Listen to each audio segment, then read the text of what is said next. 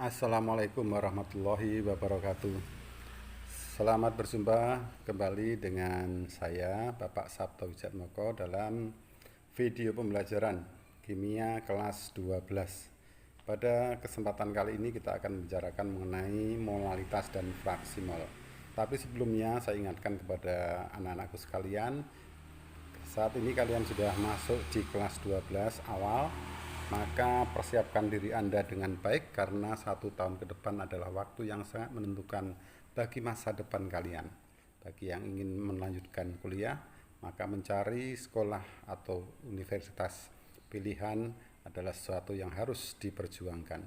Demikian juga bagi kalian yang ingin melanjutkan ke jenjang mencari pekerjaan, maka persaingan untuk mendapatkan pekerjaan yang diinginkan juga memerlukan persiapan sejak dini. Anak-anakku sekalian, pada kesempatan pertama ini kita akan membahas bab 1, yaitu sifat koligatif larutan. Tapi dari bagian yang pertama dari sifat koligatif larutan akan kita bahas terlebih dahulu, yaitu molalitas dan fraksi mol. Kita perhatikan gambar yang ada di sini. Yang pertama, gambar yang sebelah kiri ini adalah air murni dipanaskan sampai mendidih, kemudian diukur suhunya, suhu titik didihnya. Ternyata adalah 100 derajat Celcius. Kemudian gambar yang sebelah kanan ini adalah air yang telah dicampur dengan zat terlarut, yaitu berupa gula. Kemudian dipanaskan, ternyata titik didihnya adalah 100,5 derajat Celcius. Itu artinya bisa disimpulkan bahwa yang pertama, larutan yang terdiri dari air dan zat terlarut, dalam hal ini adalah gula, memiliki titik didih yang lebih tinggi dibanding titik didih air murni. Kemudian yang kedua, semakin banyak zat terlarut yang dicampurkan ke dalam air, maka titik didihnya juga semakin tinggi. Yang ketiga, inilah apa yang disebut dengan sifat koligatif larutan. Apa itu sifat koligatif? Sifat koligatif larutan yaitu beberapa sifat zat yang hanya ditentukan oleh banyaknya partikel atau konsentrasi zat tersebut. Semakin pekat konsentrasi dari larutan tersebut, maka sifat koligatif larutannya atau perubahannya juga akan semakin besar. Pada sifat koligatif larutan ini ada 4 yang akan kita bahas nantinya, yakni yang pertama adalah penurunan tekanan uap, yang kedua adalah kenaikan titik didih larutan, yang ketiga adalah penurunan titik beku, dan yang keempat adalah tekanan osmosis. Nah, dari keempat ini, satu hal yang harus diperhatikan, kita harus memahami terlebih dahulu tentang konsentrasi larutan, karena seperti yang tadi disebutkan bahwa sifat koligatif larutan itu ditentukan oleh banyaknya partikel zat terlarut. Untuk itu kita akan bahas konsentrasi larutan. Yang pertama, konsentrasi larutan yang perlu dan penting kita pahami untuk mempelajari sifat koligatif larutan, yang pertama adalah molaritas. Lambangnya adalah M kecil, berbeda dengan molaritas yang lambangnya adalah M besar.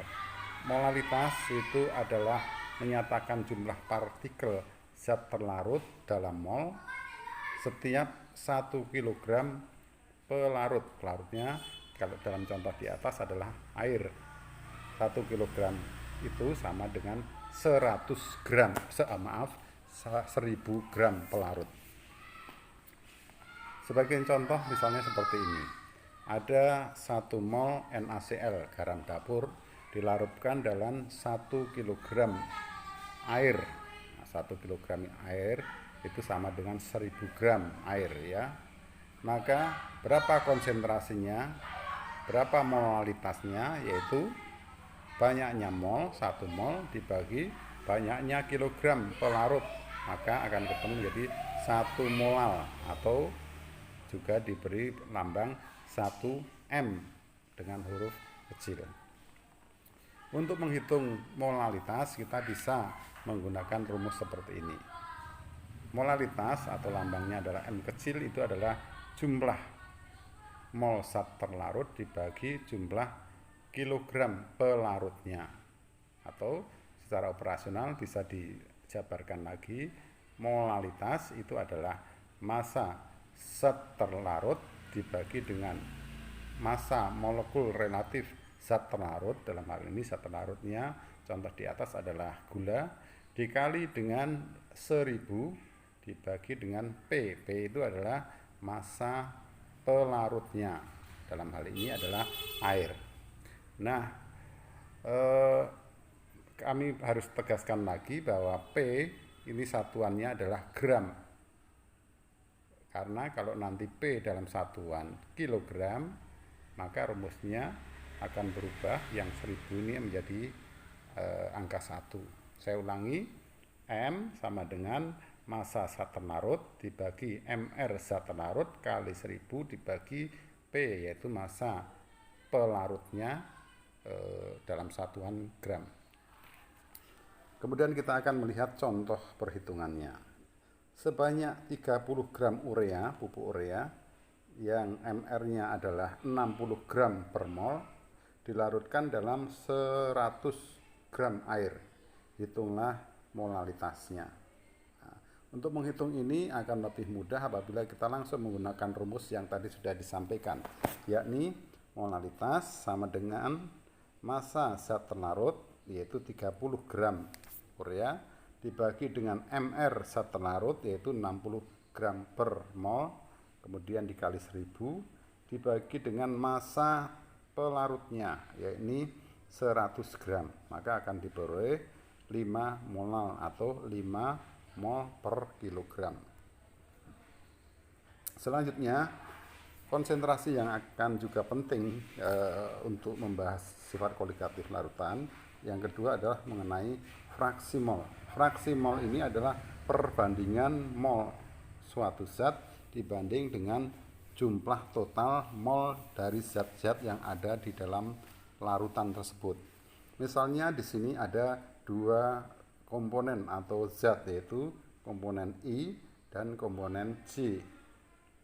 Nah, maka untuk menyatakan fraksi mol, ini yang pertama adalah fraksi mol untuk komponen atau zat I itu adalah jumlah mol dari zat I atau komponen I dibagi dengan jumlah mol total dari seluruh zat atau komponen yang ada di dalam larutan itu. Dalam hal ini ada dua komponen, yaitu komponen I dan komponen C. Seperti contoh seperti ini. Fraksi mol XI itu adalah mol dari I dibagi mol total, yaitu mol I dan ditambah dengan mol J. Sebagai contoh perhitungan adalah berikut ini. Berapa fraksi mol dan persen mol setiap komponen dari campuran 0,2 mol O2 dan 0,5 N2.